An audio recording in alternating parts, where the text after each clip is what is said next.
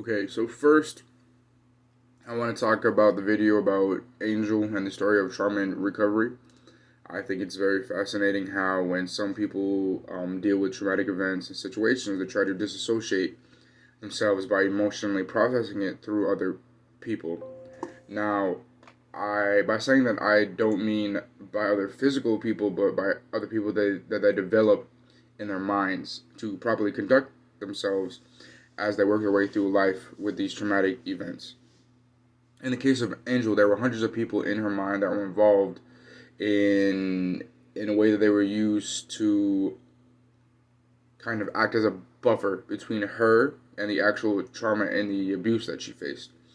And it's like our mind's own way of trying to protect itself. And I think this negative emotional response can trigger a memory of the trauma, which is more than the mind can actually handle, like explained in the by Brian Scott.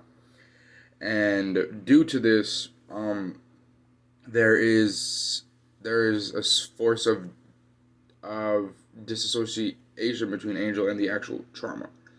Then later in life, the trauma was being faced by Angel, and at first it was kind of a way to deal with it was through suicidal attempts, suicidal ideation, but it also caused secondary trauma for her children,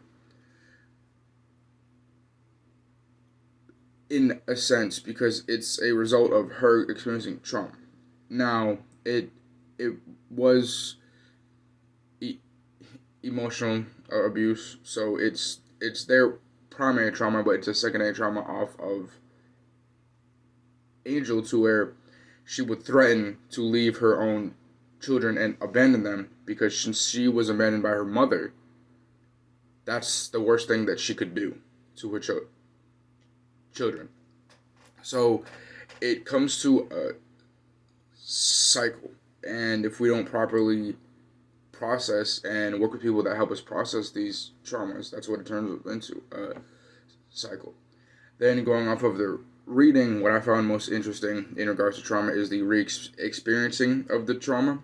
So, for example, in the study conducted in 2000 by Damasio, they explained that the brain can recall an emotional event from the past, but when it recalls it, the brain re-experiences it as a present event.